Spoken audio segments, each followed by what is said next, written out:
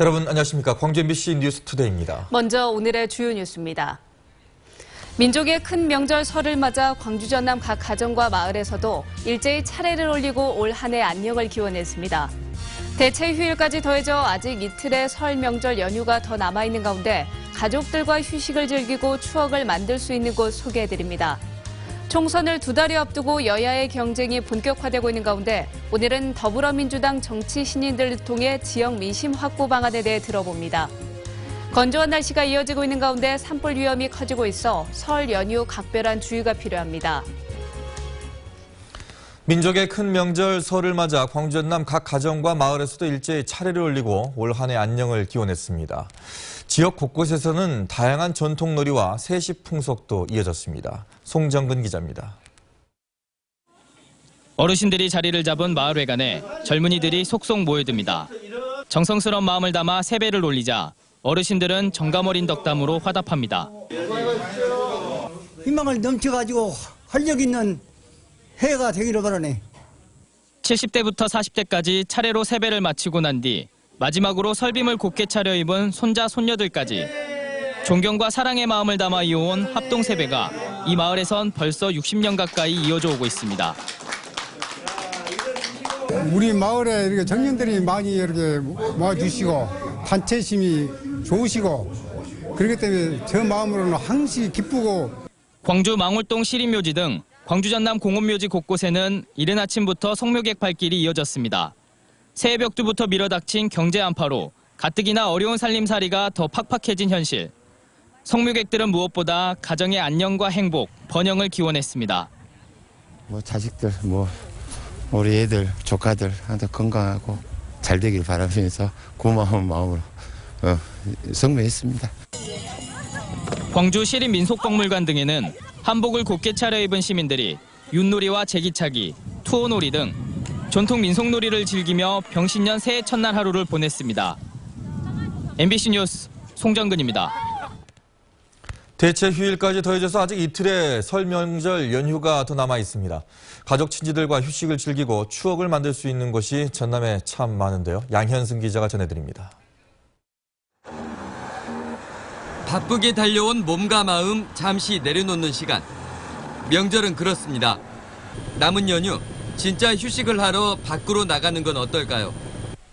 가족품 같은 아름드리 편백나무 군락 사이로 3.8km를 걸으면 찌든 일상을 시원하게 떨쳐낼 수 있을 겁니다. 가고 싶은 섬으로 꼽히는 강진 가우도에 가면 마치 출렁이는 바다 위를 걷는 듯한 기분이 느껴질 겁니다. 활엽수 숲 사이 케이블카를 타고 10분을 오르면 두륜산과 다도해의 절경이 한눈에 들어올 겁니다. 초입부터 커다란 나무 2그루가 마음을 빼앗는 울림산방을 찾으면 며칠 뒤 번잡한 세상으로 돌아가는 걸음이 조금이나마 가벼워질 겁니다.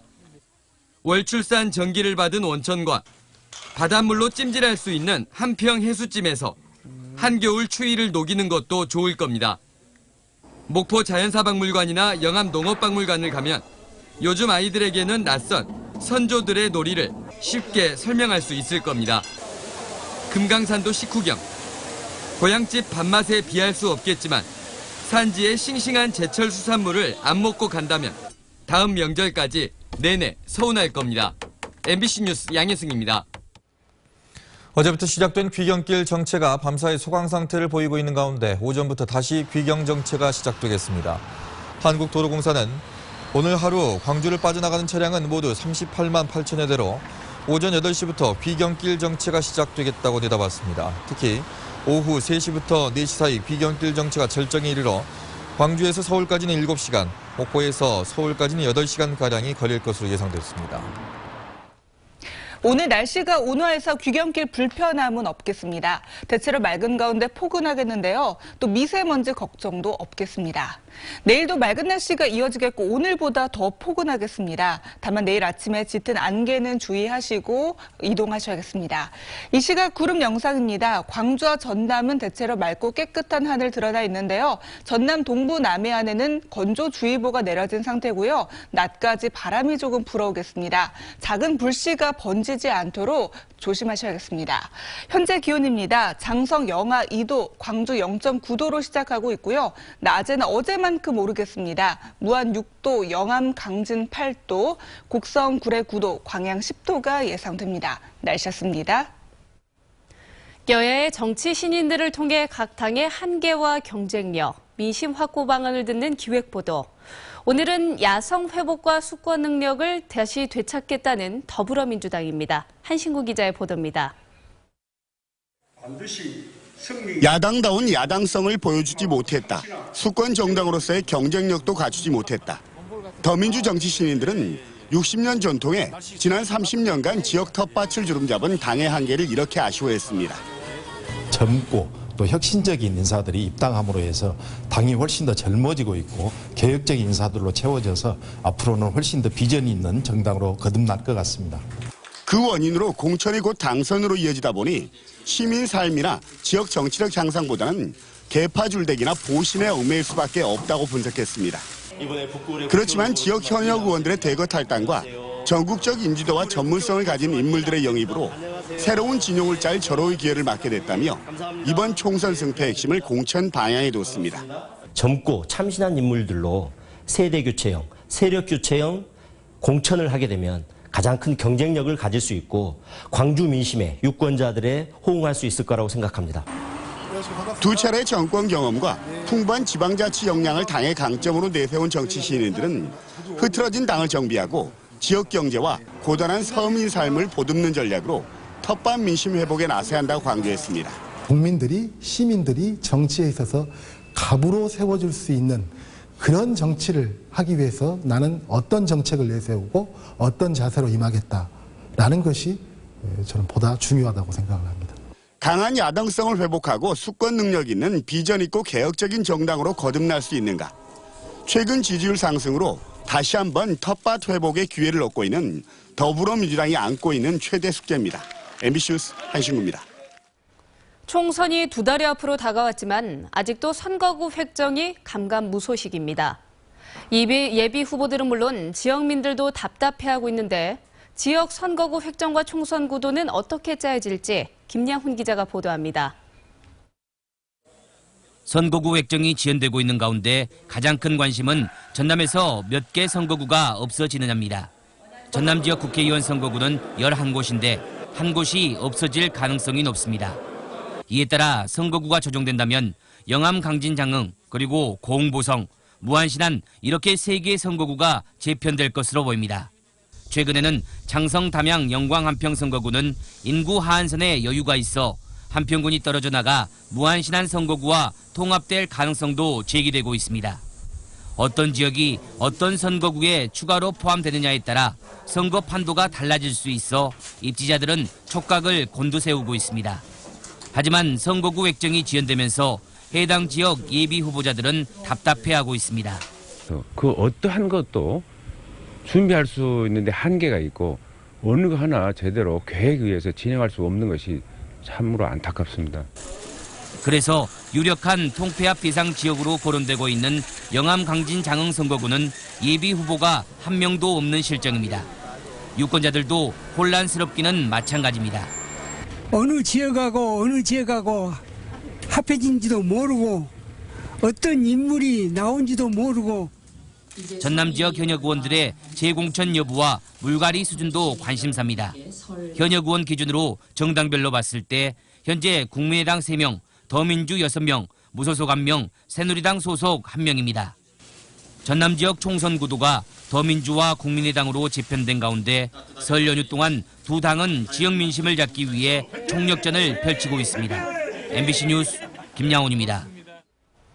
4.13 총선을 두 달여 앞두고 여야가 설 연휴가 끝나는 대로 후보 공천 작업에 본격적으로 나설 예정입니다. 설 연휴 전에 공직자 후보 추천위원장을 임명한 각 정당은 의원 선임을 조기에 끝나고 총선 후보 공천 절차를 밟은 뒤 자격 심사 절차 등을 거치기로 했습니다. 여야는 또 공천 후보를 결정하기 위해 공천 심사 기준과 세부적인 경선룰 확정에도 본격 착수할 예정입니다. 이번 4.13 총선은 지난 2004년 17대 총선 이후 3당 체제로 치러지고 각 당이 경선을 통한 상향식 후보 공천을 예고하면서 조기에 과열될 우려도 커지고 있습니다. 지난 30년 동안 일당 독식이었던 광주 전남 선거 지형이 이번 총선에서는 더민주와 국민의당의 치열한 경쟁 구도가 형성되고 있습니다. 네, 특히 이번 설 연휴 동안 야권의 심장부인 광주의 민심을 어느 정당이 차지할 것인가 관심이 집중됐는데요. 천정배 국민의당 공동대표와 말씀 나눠보겠습니다. 안녕하십니까? 안녕하세요. 새해 복 많이 받으십시오. 네. 이번 설 연휴 동안에 지역 민심을 이렇게 알아보느라 많이 바쁘셨을 것 같습니다. 예, 우리 광주 시민들과 많이 만나고 네. 또 얘기를 많이 나눴습니다. 네. 국민의당에 대한 지역의 민심은 어떻게 파악하셨습니까? 예, 저희 국민의당에 대한 우리 시민들의 기대 또 지지가 이미 확고하고 또 시간이 갈수록 더 높아지고 있다는 것을 느낄 수 있었습니다. 기존의 야당으로는 안 되겠다. 정권 교체도 어렵고 더구나 우리 호남 정치를 복원해서 호남의 정당한 이익을 지키기 어렵겠다. 이런 인식이 매우 확고하다고 생각합니다. 네, 국민의당이 창당된 지 열흘이 안 됐는데 총선은 이제 2달여 앞으로밖에 남지 않았습니다. 국민의당은 지역 유권자 그리고 지역 민심에 어떤 점을 가장 호소하고 계신가요? 결국 두 가지입니다. 우리 시민들께서 원하시는 게 결국 정권 교체를 통해서 우리 서민과 중산층도 함께 잘 사는 그런 대한민국 만들자. 네. 또 하나는 호남이 경제적으로 낙후하고 또 사회적으로도 아직도 차별을 받고 있는데 이런 문제를 해결할 수 있는 강력한 호남 정치를 부활시키자. 그 두 가지 목표죠. 그런 목표를 이루어갈 수 있는 정당이 어느 정당인가. 네. 기존의 기득권과 패권에 빠져 있는 정당인가. 아니면 새롭게 떠오르는 국민의당인가 하는 점에 대한 시민들의 판단을 네. 또 지지를 호소할 그럴 계획입니다. 자, 이제 선거 전에 꼭 거쳐야 되는 게 이제 공천인데. 그렇죠. 예. 현역 의원들이 상당히 많이 들어와 있고 또 정치 신인들도 상당한 기대를 하고 있습니다. 보시는 유권자들은 국민의당이 어떻게 공천을 할까 많이들 지금 궁금해 하시는데 어떻습니까? 저는 늘 뉴 DJ들을 이번에 많이 진출시켜야 되겠다. 아주 유능하고 참신하고 개혁적인 젊은 인재들을 좀 등용시켜야겠다 생각을 가지고 있습니다. 네. 그래서 우리 당에서 그런 신인들도 불리하지 않는 좀 매우 공정한 규칙과 절차를 만들려고 하고 있습니다. 이미 그 경선 규칙 태스크포스가 만들어져 있죠. 저 개인 생각으로는 이번에 광주 공천만큼은 광주에 신망 있는 시민사회 인사들에게 좀 아예 맡겼으면 좋겠다 이런 생각도 하고 있습니다. 네, 그렇군요. 국민의당이 광주 전남 지역의 수도권 등 타 지역에 대해서 외연 확장에 아직까지 한계가 있다. 뭐 이런 이야기가 많은데 그리고 이것뿐만 아니라 원내 교섭단체 구성 여부에도 관심이 모아지고 있는데 여기에 대해서 어떻게 생각하십니까? 우선 원내 교섭단체는 연연할 일이 아니라고 봅니다. 원래 그것은 선거를 통해서 우리 유권자들이 만들어 주셔야 되는 거라고 생각합니다. 네. 그렇죠. 예. 그리고 이제 외연 확장의 문제는 뭐니 해도 우리나라 야당의 중심, 야당을 선도해온 세력은 우리 호남입니다. 네. 그래서 우리 광주 시민들께서 또 호남 분들께서 우리 전남북 광주에 사시는 분뿐만 아니라 외지에 나가 사시는 출향 인사들께서도 우리 국민의당에 대한 지지를 매우 해주시기 때문에 날이 갈수록 다른 지역에서도 우리에 대한 지지율이 높아지리라 저는 그렇게 확신하고 있습니다. 네. 이번 선거에 대한 자신감으로 좀 엿보여지는데. 네. 또 궁금해하는 것은 이제 천 공동대표께서 광주 서구을에 출마를 하실 건가? 이것도 좀 궁금해하시는 분들이 있는데요.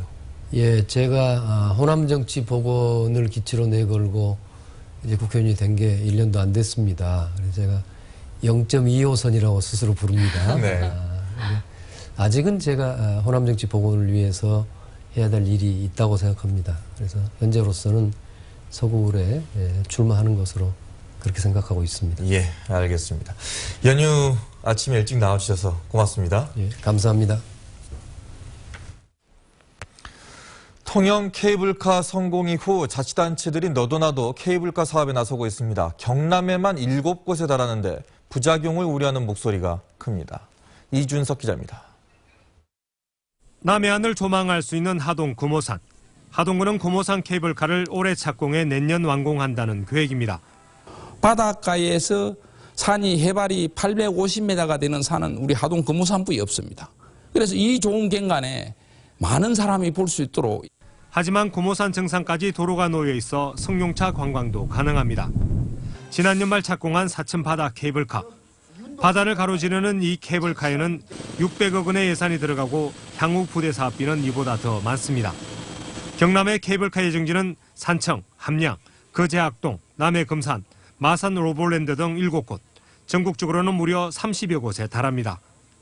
케이블카 성공을 거둔 통영을 따라하자는 열풍이 전국에서 불고 있지만 동양의 나폴리로 불리는 미환과 자연경관, 문화, 역사를 두루 가진 통영에 견줄 수 있을지는 의문입니다. 미래의 수요 예측이라든지 관광자원의 연계성이라든지 그러한 사업적 성과가 없으면 굉장히 불리할 것으로. 현재 운영 중인 전국의 관광용 케이블카 13곳 가운데 통영과 여수, 설악산, 서울 남산을 제외하고는 연평균 이익이 2, 3억 원대이거나 적자여서 투자비 회수도 힘든 상황입니다. 케이블카 사업에 신중해야 한다는 이야기입니다. 케이블카를 추진하고 있는 자치단체들은 너나 없이 성공을 장담하고 있습니다. 하지만 돈은 안 되고 환경만 훼손할 수 있다는 우려의 목소리는 점점 커지고 있습니다. MBC 뉴스 이준석입니다. 전남 지역 KTX 이용객이 지난해 매우 증가한 것으로 나타났습니다. 전남도에 따르면 지난해 전라선 KTX 이용객은 모두 133만 4천 명으로 2014년보다 42% 늘었고 호남선 KTX의 경우 514만 6천 명으로 38% 증가했습니다. 전남 지역 KTX 정차역별 증가율은 나주역이 252%로 급격하게 늘었고 다음으로는 여수 엑스포역이 47%, 광주 송정역 42%, 순천역 38%, 목포역 12%로 모두 증가했습니다. 어제 오후 12시 10분쯤 서해안 고속도로 상행선 목포요금소 2km 앞 도로에서 44살 이모 씨가 몰던 승용차가 앞 차량을 들이받으면서 오중 추돌 사고가 났습니다. 이 사고로 이 씨 등 9명이 다쳐 병원으로 옮겨졌으며 일대 도로가 1시간여 동안 극심한 정체를 빚었습니다. 어제 저녁 7시쯤 광주 북구의 한 아파트에서 휴대용 부탄 가스통이 폭발해 집주인 59살 A씨가 얼굴과 팔에 1, 2도 화상을 입었습니다. 소방당국은 A씨가 음식물을 조리하던 중 가스레인지 옆에 둔 휴대용 부탄 가스통이 가열되면서 사고가 난 것으로 보고 정확한 경위를 조사하고 있습니다. 어젯밤 11시쯤 구례군 문청면의 한 주택에서 불이 나 집안에 있던 74살 신모 씨가 숨졌습니다. 불은 소방서 추산 1,700만 원의 재산 피해를 내고 35분 만에 꺼졌습니다. 경찰과 소방당국은 집안 내부에서 불길이 치솟았다는 마을 주민들의 말을 토대로 정확한 화재 원인을 조사하고 있습니다.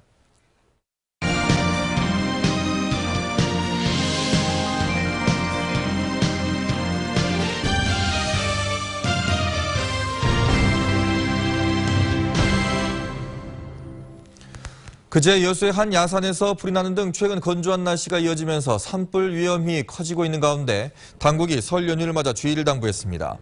산림청에 따르면 최근 10년 동안 설 연휴 기간에 연평균 4.3건의 산불로 산림 0.89헥타르가 피해를 입었으며 산불 10건 중에 3건은 성묘객과 입산자의 실수로 인한 화재였습니다. 산림청은 올해 들어 대부분의 지역에 건조특보가 발령되면서 동시다발적인 산불이 발생할 위험이 크다며 성묘객의 주의와 함께 논과 밭두렁 소각을 중단할 것을 당부했습니다. 지리산 주변 자치단체들이 전략약초를 집중 육성합니다. 지역을 대표하는 약초를 키워 인지도를 높이고 농가소득도 늘리기 위한 건데 한방 항농화 산업 선점을 위한 전략도 치열합니다. 신동식 기자입니다. 도라지와 홍화, 당귀 등 80여 종의 약초가 재배 중인 경남 산청. 하지만 마땅한 대표 약초는 없었던 산청에 약초 특화단지가 조성됩니다. 도라지와 감초, 방풍과 적하수호 4가지 품종을 전략 약초로 선정했습니다. 대표 약초의 가능성이 있고 우리가 생산한 게 전량 판매가 가능할 경우 그 재배 면적을 확대하고 우리 산청 대표 약초로 키워나갈 계획입니다. 인근 함양군은 산양삼 육성에 주력하고 있습니다. 더 많은 수익을 올리기 위해 올해는 가공과 유통 분야를 보강해 6차 산업지구 조성에 집중할 계획입니다. 함양에서는 활성형 산양삼을 활용해가지고 성분 효과가 최대로 나타날 수 있는 그런 가공 상품을 개발할 계획입니다. 노화 방지 분야에서 주목을 받고 있는 한방약초 산업은 일반 농사보다 소득이 많고 2, 3차 산업과 연계해 부가가치를 높일 수 있는 장점이 있습니다. 지리산 인근 지자체들이 한방 항노화 산업 선점을 위한 본격적인 경쟁을 시작했습니다. MBC 뉴스 신동식입니다. 광주 출신 중국 혁명음악가 정일성 선생 기념사업을 추진할 위원회가 조만간 구성됩니다. 광주시는 정일성 선생이 유소년기를 보낸 광주 남구와 동구, 화순 등 자치단체와 전문가, 가족 등 15명 안팎으로 기념사업 추진위원회를 구성하기로 했습니다. 추진위는 앞으로 연 1회 정기회와 수시로 임시회를 열어 그동안 개별 추진된 사업 내용을 공유하고 정일성 기념관 건립 방안도 논의할 예정입니다.